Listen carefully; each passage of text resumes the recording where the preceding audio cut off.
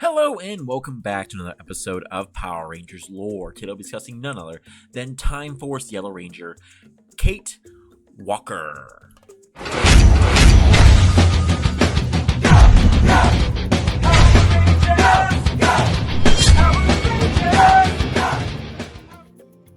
It's time for Timeforce. Timeforce Yellow to be exact. We are talking about Katie Walker, Catherine Walker, or Kate Walker. All the same name, all the same person, just depends on who you are to her. Now, who exactly is Katie Walker? Well, that is a very good question, guys. She is one of the leading members of the Timeforce Power Rangers and one of the probably least known characters in the entire franchise for the Timeforce series. Everyone remembers different characters here and there. The main family of the two that they remember is Jenna, Wes, Alex, the one who came before, who died brutally in front of us all in the first episode, none other than the Quantum Ranger, Lucas for his basically saucy attitude about how well he thinks of himself and narcissistic behavior, and then also Trip. But who is Katie? What do you guys remember most about her? Exactly, most people don't know too much about her character or where she came from or where she even did. All they remember is go, she's very strong. Well, she's just more than that. She's not just very strong, but she's one with the most and biggest heart. Let's talk about Katie Walker. An officer of Timeforce in the year 3000, she participated in the battle against the mutant known as Rancic. Well, they didn't realize that Rancic kind of wanted to get captured. Why? So he can gain control of the, time travel abilities to go back in time into a period in time where Timeforce just didn't exist yet, and they can do whatever they want. Well, this caused the death of none other than Alex himself, and Jen, Lucas, Trip, and Katie herself all go running after none other than the murder of Alex, looking for this monster who had slain their friend. Well, leader potential. Let's just say that. Before Alex had given away, he had given each of them a chronomorpher. She took possession of the yellow morpher, and the officer traveled back to the year 2001. However, they quickly realized that they could not morph at all. Why was this? It was pretty simple, guys. It's very, very simple. Why couldn't they morph? Well, they needed the Red Ranger as the main key to unlock all the other DNA sequences. Now, the Red Ranger one had already been used and active, but they didn't have Alex around because, they thought he was dead. And arguably, he was cut down in front of them by Rancic himself. However, they had a time travel, a duplicate, not really a time traveler, just a duplicate who was in that time period. A long distance, 1,000-year separated ancestor of none other than Alex, Wes. And they were able to basically recruit him really quickly just to activate it and go on from there to take, Alex's place. At first, they didn't really want Wes on the team. They just needed to do this certain thing. However, eventually, over time, he joined the team, and they all kind of accepted him, except for Jenna at first. She didn't really want him around, because mainly it reminded her of her fiancé that just got brutally murdered in front of her very eyes. That is all very understandable. From this point on, we quickly begin to understand that each member has their little quirks in here. We know that Lucas is very narcissistic. He just can't stop looking at himself in the mirror and going, ladies love me. They would never break up with me. I love by all. It causes many of them to roll their eyes, especially Katie. Trip is, he's an alien. He's got green hair, and he is very, let's say the best way to do this is he's basically very emotionally unstable at times. He just has no self-confidence in his abilities and calls himself to question many different levels. Jenna is very conservative with her emotions and does not let anyone get too close for, obvious reasons that we stated earlier. And, Wes is interesting. He's the leader of the group. He's very open. He's a rich boy, but he's got a heart of gold. But Katie, turns out to be, the glue and mother of the entire group there. She is compassionate. She's open. She sees each of them for their flaws and knows when to tease them and when not to tease them. She knows all these different things about them and knows when to push buttons and when not to push buttons. She knows that each one has their own little moments and how best to merge that all together and keep the team together as glue. She's kind of the dead mother of the group, as you might say. But also, she is super strong. She has this super strength. Not because she's big and tall and has huge muscles. No, she has unnatural strength where she could probably lift up a car over her head with kind of little effort. Guys, she is super duper strong. Don't mess with her. She'll beat you up. But she doesn't use it too much to her own advantage. She kind of just like uses it whenever she needs to use it, not like to make millions of dollars by going to these early 2000 weightlifting competitions. No, because she would just make a killing there, guys. Flat out easy. She would be kind of be cheating, but not really. The question is, why does she have this super strength? And that is a very important question. Now, it's never said, but it's hinted as genetic manipulation. And with the way it works with her body and stuff like that, yes, it has to be genetically manipulated that she's super strong. Where did that come from? Well, I would have to say it's probably through some type of war that happened in the year 3000. Not from her herself fighting it, because she's too naive and young and hopeful and full of like a den mother perception to actually be fought a war and not be like touched all of the same ways of the rigors of society like Jenna is. But I would probably say that her family, someone in her family, was genetically manipulated to have super strength to combat this, whatever threat of this war was. It could have been mutants, it could have been human on human violence, or it could have been human versus aliens. We don't know, but there is many evidence of a war, of a nuclear war of some sorts. Look at the landscape of the year 3000. Outside of the city itself, it's kind of a barren wasteland. Even some parts of it are just empty and devoid of people. That means a big population is gone. Why? It wasn't because of any time crap, but they were using nuclear energy or something equivalent to nuclear energy to power the initial prototype Zords for Timeforce. There has probably been many different groups fighting going, we don't need to interfere in time, and there's probably a war started that, or who should be in charge of it. We don't know exactly what's happening, but someone in our family line probably got genetically manipulated to be a super soldier, and she inherited that strength over time. Now, does that make her a mutant? No, it doesn't actually make her a mutant, but it could lead to why there's all these other mutants. Nuclear weapons could cause manipulation of the gene and causing a lot of shit to happen, or they're just byproducts of that same genetic manipulation that caused her, like her, but theirs went erratic and crazy. However, she doesn't seem to, you could probably call her a mutant in truth, but she's not what you can see as one, and she doesn't call herself one or have any influence of being a mutant. So just think on that, guys. That is a big speculation bubble. That was a deep dive. I don't know. That was just my opinion. Let me know what you guys think in the comments down below. But let's go back to what her whole thought process and story is. Now, her and the rest of the team take up residence in an abandoned clock tower that Wes found for them to live in because they had no money, they had no place to live, and they had no concept of like, what the heck was going on in the year 2001? Well, they all quickly grow really close as a team because they're kind of all living in these tight quarters, forced to see each other day by day, and working at a place called Nick of Time Odd Jobs. And, well, they quickly start doing everything they can to gain money to feed themselves and basically just go about the day to live normal lives, as well as fight monsters on the daily. Now, Katie is the one who starts feeling homesick the most because she is not able to conceal her emotions like Jenna and the rest of them, and is very vocal about missing her family from the future. She begins doubting her entire mission and reluctantly agrees to fight the monsters only after a battle with the mutant known as Vexacon. Now, Katie realizes that her family would be fine and that her attention would be better focused on basically saving the past. Because if she doesn't save the past, well, there is no future, guys. Now, although Katie often jokes with her fellow Timeforce Rangers, she is probably the biggest. Each of them, she's a friend to all of them. Like, you could probably say, you can't see Jen and Trip going on a day of just hanging out with each other. You can't see Jen and Lucas going on a day just hanging out with each other. You could probably see Lucas and Trip, but you can't see like all of them all combining in certain things. You can't see Lucas and, well, Katie herself going on a full day without like them pestering each other enough. But Katie is probably the one who would last longest with Lucas around, in truth, because Lucas would probably ditch Trip as soon as he saw a hot chick, and probably Wes as well, or try to basically take all the air for himself, and Wes would be going, well, I'm rich. She is able to basically merge with all the different members of the group and mesh well with them all. She knows how to bend and get with each of them on many different levels. She's great friends to all of them and has all these deep connections.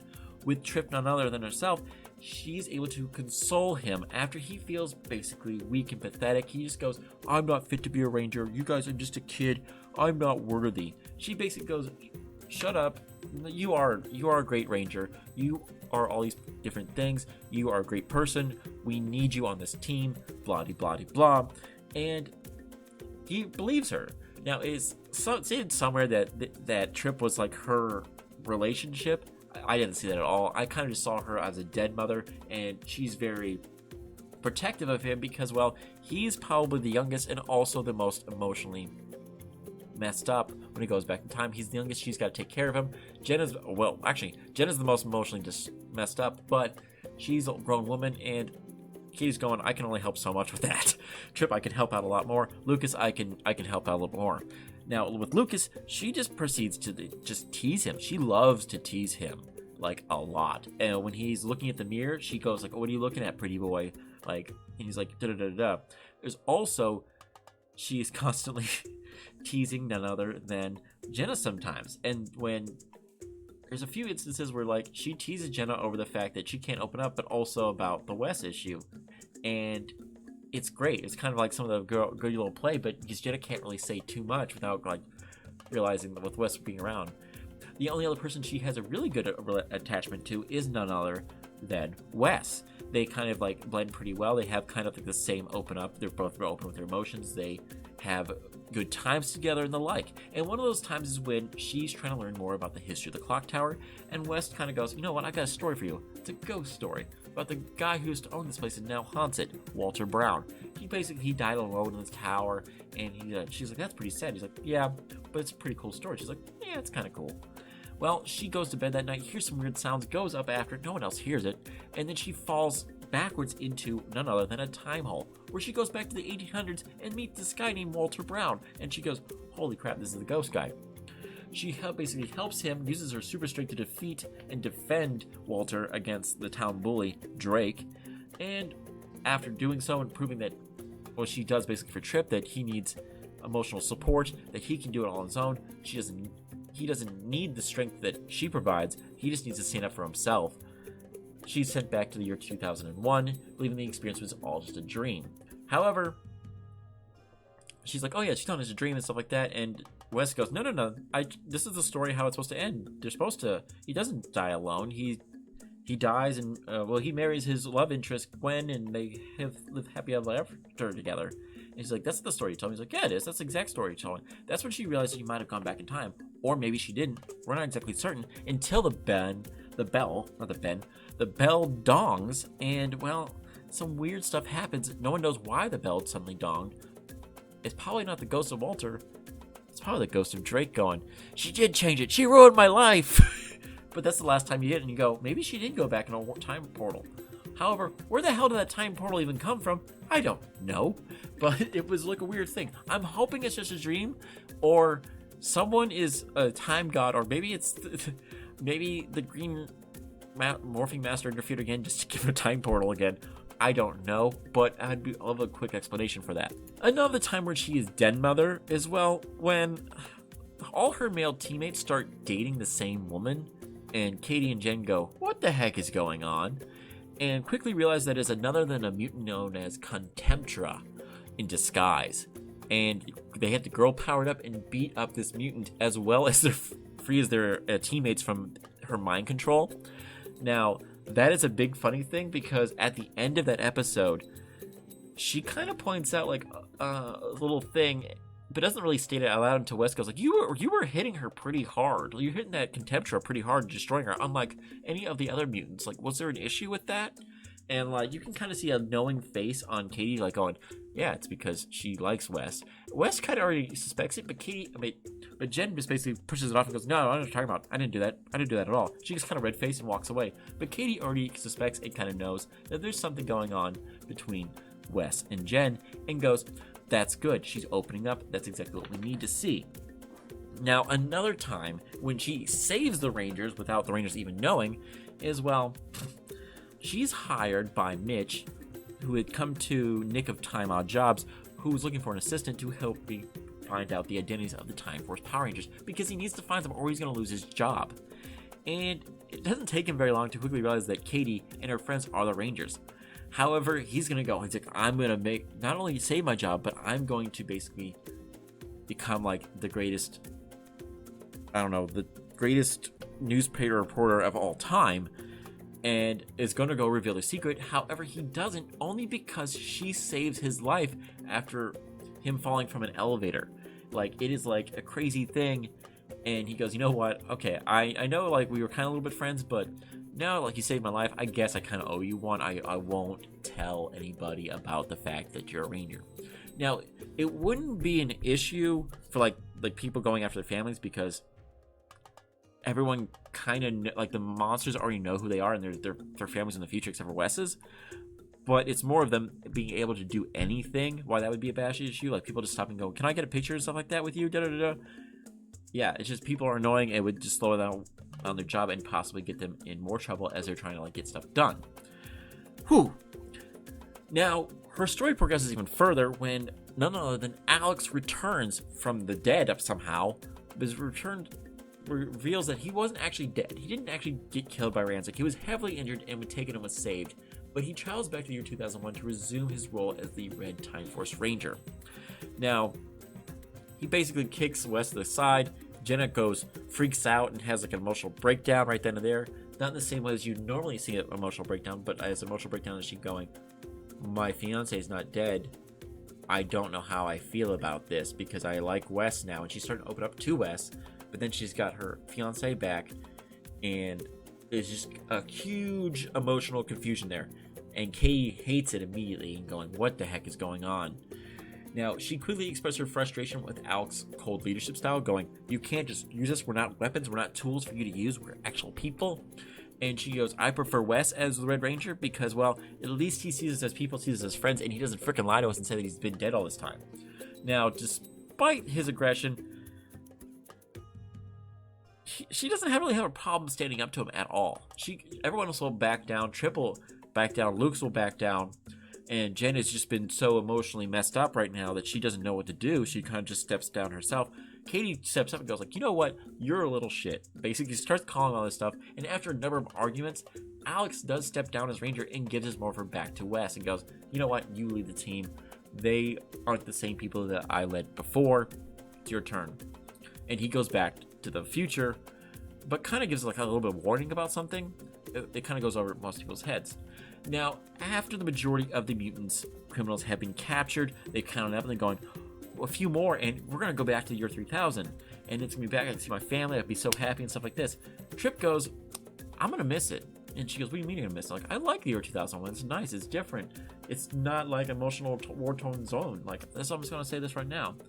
And she starts to realize the same thing. She goes, I like this too. It's different. I like this whole thing. And I like doing these weird jobs with you guys. I don't have to worry about all these mutants constantly, like, in the future, doing all these terrorist activities. I just gotta worry about them now, apparently. Well, Wes, fearing that Katie and the others would not survive the final battle against Rancic, he's kind of warned about by Alex, he sends them back to the future and waves them off down, basically lying to them and not telling them the whole truth. And when they return immediately, Alex greets them, begs, okay, welcome back, da-da-da. And they kind of go, I wonder how it's going to be back in there. And he goes, what are you talking about? Oh, he doesn't survive. He dies in the battle. There's a black hole that devours the city, and there's a lot of unnecessary BS that happens there. And they're all going, what? Does Wes know? And they go, yeah, he should know. I told him. And they're like going, what the hell? So they basically go, we're going to go back and help him. And they're like, no, you're not. And they try to stop him. They go back anyway. And to basically participate in the final battle against Rancic, France, and the other forces of darkness. And get their butts kicked. They get destroyed. They everything is being defeated on them. They defeat Frax's super weapon. But everything is going bad for them. They are down the ground. They're morphing. They get demorphed. Rancic's standing over them, about to take them down, when Nadir has a change of heart, mainly because of what Trip did early in the episode. And she basically goes, no, don't dead. And he basically, so blind with rage, smacks her, and then realizes what he does and goes, what have I done? I've hurt my daughter. And he basically collapses and surrenders to the Timeforce Rangers without ever having the Rangers actually defeat him. That's pretty impressive right there. It wasn't about how strong you are as a Ranger. The whole series of Timeforce is about opening up in the future and just like talking about your feelings with people. That is like the biggest thing of the entire like franchise of Power Rangers that has ever been done this way. Congratulations, Timeforce. With their objective finally complete, the Timeforce Rangers say goodbye to Wes, and they all have tearful goodbye hugs and leave, except for like Lucas and Wes. They don't really have that, but Trip kind of does. Well, she would return later when none other than these Mute Orgs have popped up in the year 2002, and the Wild Force Rangers are dealing with them going, what the hell is this Mute Org? It's a mutant? It's definitely an org, but what's a Mute Org? Well, a little issue here and there. And Katie and Lucas are sent to go find Nadira. Now, they already know where Nadira is. I think she's on a work release program where she's basically doing all these different things. And they instantly all bond and hug. Nadira and none other than Katie herself have a huge hug, and kind of showing that they have been talking more and more. I could probably see when they returned that Nadira asked for none other than Katie because she is able to see the same level of emotional states, and they could talk down and have somebody common of interest there. Now that is pretty interesting going on there, and she's probably the one in charge of her entire case of the work release program, but we don't know for certain. Now, they ask Nadira about Mute Orgs, and she goes, I don't know anything about that, but my dad would. And they able to convince Nadira to basically go ask their dad for help, and Rancic goes, if you take me back, I'll do it, but it's on, again, another work release program, and they all go back to deal with these Mute Orgs. Now, they all team up with the Rangers of the Jungle Fury. Not Jungle Fury, I'm sorry, Wild Force Rangers. I've completely thrown that off entirely. I'm not going to edit it out. This is what you get on there. And she quickly comes to like all the other Rangers of the Wild Force on an area. She shows that she's the strongest pretty simply by defeating Danny pretty handily in a arm wrestling contest. And they all do battle against the Putrids and other forces of darkness here and there. Now, things will get more interesting as that episode progresses, and they're all forced to take down several different monsters and have a massive team of 2 to 3 different battleizers show up. The Chrono Blasters, the Crystal Sabers all destroy the Mutant Orgs in one final blast. Now, after that big blast, they have a nice little picnic where it's revealed that, well, Rancic's redemption has turned him to a full human after he kind of like sacrifices himself to take down the mutant powers, causing him to lose his mutant powers entirely and turn fully human. Now have a nice little picnic before going back to the future, where they're probably all promptly thrown back in jail. Rancic still has to serve time, and Nadira still on a work release program.